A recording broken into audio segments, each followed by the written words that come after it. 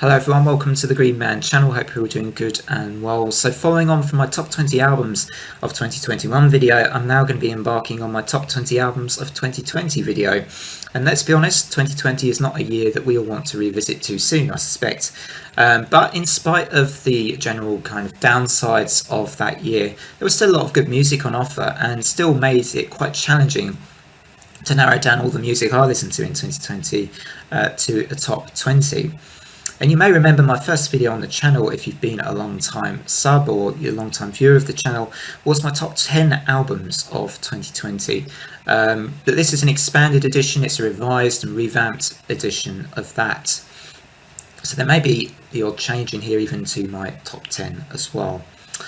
So just to reiterate, as I do with some of these sorts of list videos, that it's a personal list. I'm likely to have missed some albums that are probably on your list, so feel free to drop your own lists in the comments. I like to do this because it's a bit of fun really, but also, spreads the words about some of these artists' work, and I always think that that can only be a good thing.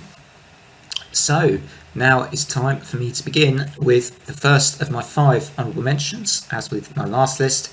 And first up is Exocrine Maelstrom. These are a technical death metal band. They make use of a trumpet at times in a few of these tracks, as I recall.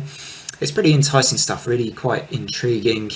They definitely have got the atmosphere they're going for with the kind of aquatic themes, I think, on offer, the Kraken, Wall of Water, the Wreck. Lots of that kind of a theme, and certainly I think the trumpet does add that sort of a feel to the record. It's pretty well used in a similar sort of way to the way Rivers of Nihil used the saxophone, right? It's not too far dissimilar in a way. One to check out if you like your tech death anyway, I think that one. Next up we're going Funeral Doom with Bellwitch in their collaboration with Aerial Ruin. And what another impressive album really from Bellwitch, and I like how the dark folky vocals are incorporated into the sound. Works extremely well with that slow crawling music of the Bellwitch, of that Bellwitch sound. Really good stuff. Next honourable mention, I don't have the CD. I think my next couple of mentions I don't have the CDs for. First up, Napalm Death with their album Throes of Joy in the Jaws of Defeatism. Another cracker really from Napalm Death. I think they're another one of these bands and veterans. They really let up. They know how to produce good material. I think there's a couple of tracks on here which are a bit cleaner and they almost go a little bit experimental at times. But you wouldn't be disappointed if you like brutal Napalm Death. There's still a lot of that here as well, and some groove, some slightly even kind of hints of thrashy stuff here and there. It's a pretty good and brutal and violent album, as you might expect from Napalm Death still, in spite of that slightly more kind of experimentation side you get on this album as well. Next up, I'm going for, this is kind of the first one of my slightly more wildcard picks. As I should have said at the start of the video, I do sometimes throw in non-metal choices as well, because I do venture outside of metal from time to time. And this is an album by Ringo Deathstarr. This is their self-titled album. Yes, Ringo Deathstarr is their name. It's a slightly odd one, granted, but this is a pretty good shoegaze album, kind of in the vein of My Bloody Valentine and bands like that, if that's your thing, or Ride. But this album features a bit more of a kind of, I think, Alex Gehring, who's the bassist, and her kind of clean vocals, which fit in nicely here with a lot of these tracks, and there's nice vocals and interplay of vocals throughout the album. Now, my last honourable mention, which maybe a surprise that it's only honourable mention, because lots of people really love this album, and it's Enslaved Utgard. And I did like this album, otherwise, it wouldn't even be on this list. But I have to say, compared to E and albums like recent big proggy albums that Enslaved have done, I wasn't quite as keen on Utgard. It wasn't quite as much to my taste, but it was still a really pretty cohesive and really, as always from Enslaved, a pretty great album, it has to be said. So that's my last honourable mention, is Utgard by Enslaved. Now I can crack on with my top 20. And first up, at number 20, we have Katatonia with City Burials. A little in the vein of Dead End Kings, this for me. Maybe I didn't quite love it as much as Fall of Hearts, which I just thought was a masterpiece. And you always find Jonas Rinks, once he starts singing his vocals, they kind of ensnare you, they trap you in, and you can't sort of stop listening once you start hearing its vocals. That's the kind of Katatonia effect that I often find with nearly all their songs. And this is still a really decent album from them, with tracks like Behind the Blood, Lacquer, Rain. I quite like the, I think it's the last track, is it Untrodden? Really cool as well. Another good album from Katatonia. Rarely let up. Next up, I don't have the CD for this, quite shamefully actually, because this is Paradise Lost's Obsidian, and what an album this was, featuring that amazing opening track, Darker Times, which I thought was a brilliant way to start the album off. And it reminds me a little bit of Draconian Times, this album. Really good album from Paradise Lost, Obsidian, coming in at number 19. Now I move on to my number 18 pick, which is Atramentus Stygian. So following on from my mention of Bellwitch and Aerial Ruin, this is another Funeral Doom choice for 2020. A really long crawl, as you might expect with a Funeral Doom album, through this one, but you have to listen to it, as with a lot of Funeral Doom, from the very start to the very finish, because there is a very good payoff at the end of this one. There's even a bit of signs of melody here and there towards the end with harmonised guitar work. Definitely recommend this one. If you have any leadings towards Funeral Doom, you have to check that one out. Next up, I have number 17 is Elder's Omens. Great prog band, and another really good album following on from Reflections of a Floating World. I particularly enjoy Omens on here. There's loads of kind of goosebump type moments in that track, and Embers as well is also fantastic. Don't miss this. If you're an Elder fan, if you liked Reflections of a Floating World, I think this is one that you should also check out too. So moving on from Elder, I'm going to have a scroll up here because I can't remember what I chose after Elder. Number 16 is Autumn Nostalgie with Esse Percipi. Now they are called atmospheric black metal, but even using the term black metal feels a little kind of inaccurate in a way, because this album is kind of angelic. It's really, really kind of soothing and relaxing almost to listen to. Perhaps a little bit like bands like Esse and Le Discret. I mean, it certainly has that kind of a feel throughout this album. If you liked Alce's Shelter, you will almost definitely, I think, like Autumn Nostalgie's Esse Percipi, although the vocals themselves are still harsh kind of black metal vocals that are in use here as well. I love this album. I've been back to it quite a bit since, of course, 2020. Next up, and I think I'm on to number 15 now, which is Lantern's Dimensions, kind of black and death metal album with lots of good twists and turns in the music, lots of great passages. Fantastic final closing track on this album, which is about 14 minutes. I think it's called Monolithic Abyssal Dimensions or something like that. Really good way to finish that album off as well. One of my favourite kind of death metal albums of the year, actually. Really good stuff from Lantern. Next up, I do have this next one on CD, which is Aleah and her self-titled album Aleah. Now Aleah has of course passed away a few years ago, and this is sort of a tribute or a collection of her works in 2 discs. One disc is acoustic, the other disc is electric. And to be honest, it's the electric disc, which I personally really love. I think that the production is fantastic. They've kind of given her songs and her music and themes new life. And I absolutely love Inverted Enlightenment. I think that track is really spectacular and gorgeous to listen to. And this is definitely something, if you like Swallow the Sun and you like Aleah's contributions to the Swallow the Sun work, this is essential listening for me.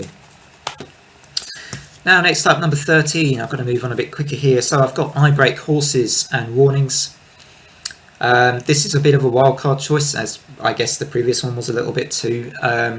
These are sort of, this is a kind of synth pop album, but you might know I Break Horses are kind of more of an indie rock kind of a group, I guess, indie pop. Very cinematic album.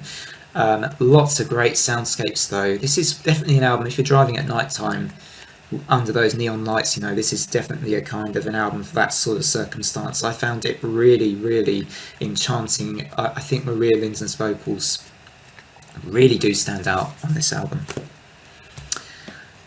So next up, after that, I think we're on to number 12 now. We have Intronaut and Fluid Existential Inversions. Definitely one of my favourite prog metal picks of 2020. Those kind of weird, angular guitarist. There's lots of nods here to bands like Voivod, I think, with their style and the intricate kind of offbeat stuff that you get with Intronaut. This is a really strong album for me, and it took me back to the beginning of the pandemic when I was first listening to this album in those kind of journeys to the supermarket where I'd stick the CD on and you'd have those kind of panicky like guitarists, which was perfect for the early atmosphere of the pandemic times, of course. Now next up at number 11 I have the Black Dahlia Murder with Verminous. Another album criminally, I don't have this one on CD, but this one of my, I have to say I've really liked a lot of Black Dahlia Murder's recent stuff, and all their albums are really, really good, and this might even be one of my favourites, Verminous, because I think it is great from the beginning to the end, and you get even a little bit kind of, maybe again, I like the kind of visceral, kind of chunkier riffing that Black Dahlia do, and where you get more of those melodic guitar solos. I tend to be more on that side of the death metal sound, so I do like a lot of melodeath. And this is, for me, I like it almost as much as Nightbringers maybe, which I love as well. And I think the 2007 album, I can't remember the name of it, I think it was Nocturnal, that was awesome too. Now, number 10, I have the CD for this one. We have Dark Fortress, Spectres from the Old World. An album which has grown on me over time. It's grown on me over time, and I really have come to enjoy it more and more. Tracks like Esse, Paliaika, there's some really good choruses on here, pretty awesome black metal with a progressive edge as well. So if you like black metal but you like it to have a bit of progressive edge to it, Dark Fortress, probably one you shouldn't miss from 2020. Now we move on to Paul Bearer's Forgotten Days, which of course I'm a huge fan of Paul Bearer actually, and I think I've got this one on CD but not in my pile for some reason. But yeah, I love Paul Bearer, and this album, again, terrific stuff from them. Their last album, Heartless, I thought was a masterpiece, and Forgotten Days really kind of is pretty close to that. I mean, it's my number 9 on my list, so obviously I really enjoy it. Riverbed, wow, love Riverbed, fantastic track. And Forgotten Days here comes in at number 9. Now, number 8 is another kind of wild card pick here, okay? They kind of have got quite a sludgy guitar sound, and that's Hum's Inlet. Hum are a kind of alternative rock band, known mostly for their work, I think, in the 1990s. This was seemingly an unlikely reunion. Very sadly, their drummer passed away. I think Brian St. Perry passed away last year in 2021. But if this was to be their last album with him, I mean, what a great way to finish. You know, if it's to be their last album, even. I don't know if we'll get more albums from them in the future, but terrific stuff is Inlet. It has a lot of good, it's a really emotive album actually, and I do like the shoegaze that goes a bit more, well, it's not really shoegaze as such, I guess. It's kind of, more alt rock, kind of space rock stuff here, but it is quite emotive as well, and it does have that kind of a feel, and one of my absolute favourites from 2020 for sure. Number 7, Xenobiotic with their album Mordrake. I've been talking quite a bit about Fit for an Autopsy recently, and I think if you like later Fit for an Autopsy, you'll love Mordrake without doubt. Lots of that, lots of blast beats, lots of breakdowns, but all done in clever ways when you're not expecting them so much. Gorgeous artwork from Mr. Lewandowski, I think is his name, and wow, I mean, Mordrake, number 7, just a killer of an album, that one. You have to see that, listen to that one, I think. At number 6, we have got Draconians Under a Godless Veil. Now, Draconian fairly popular, aren't they? But this is Heike Langer's second album as the vocalist.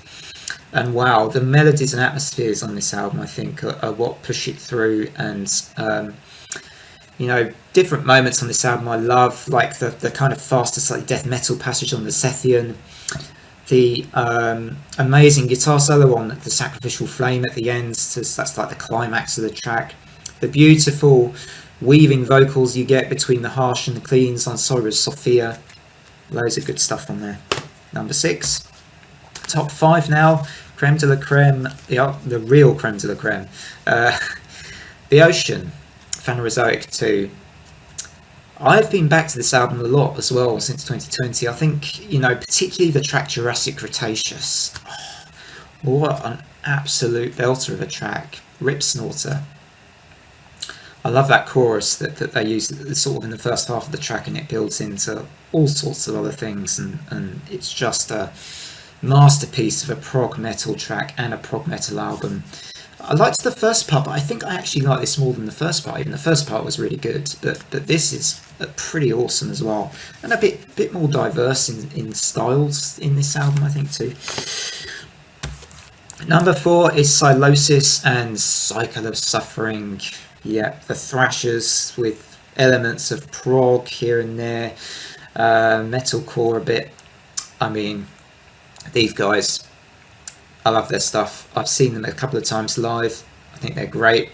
They're a UK band.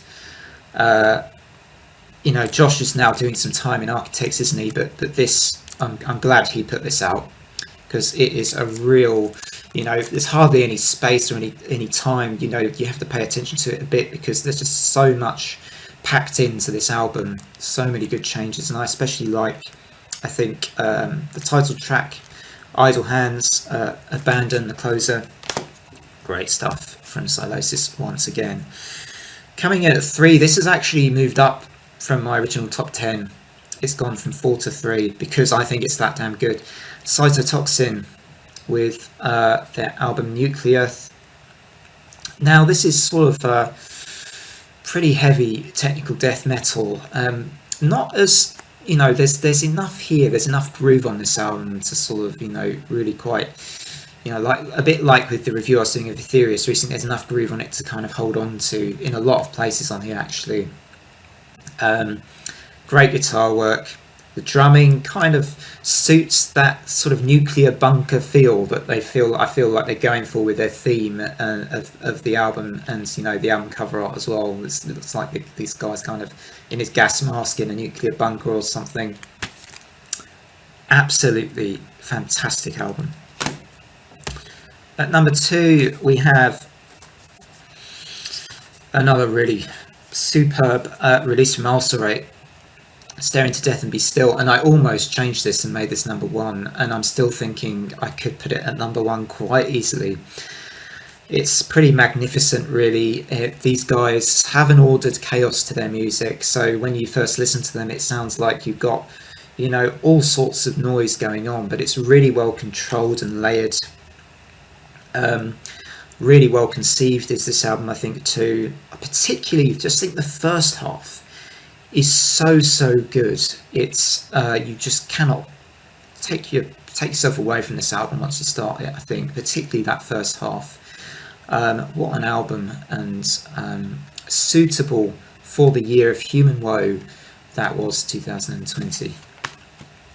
Now my number 1, finally on to number 1, and it is Emma Ruth Rundle and Thou, so a collaboration, and this album was May Our Chambers Be Full, and it's my number 1 pick, as it was, to be fair, in my first ever video on the channel. This was my number 1 pick, and listening to it again, it's easy to see why. I mean, I think that sort of spacey post-rock sound goes naturally almost. It's like it's the perfect match with the sort of stoner, really kind of sludgy guitar riffs and those demonic vocals that you get. I just feel that strange enough, Emma Ruth Rundle's vocals as well are a really good match in the way she has quite airy vocals, so it goes well with the space that this album often creates. Superb collaboration, and I think I actually slightly prefer this one to the Converge and Chelsea Wolfe collaboration that we had in 2021. For me, this is even better than that, and that's saying something, because the Converge one is awesome too. So that's it. Those are my top 20 albums, in a way, top 25 I guess with the honourable mentions, but we'll call it the top 20 albums of 2020. Thanks as ever, guys, for watching and following the channel. If you're following the channel, do really appreciate it. And so I will leave things there, and yes, indeed, I may well do a top 20 albums of 2019 next to follow in logical sequence. Otherwise, from me, take care everybody, it's bye for now.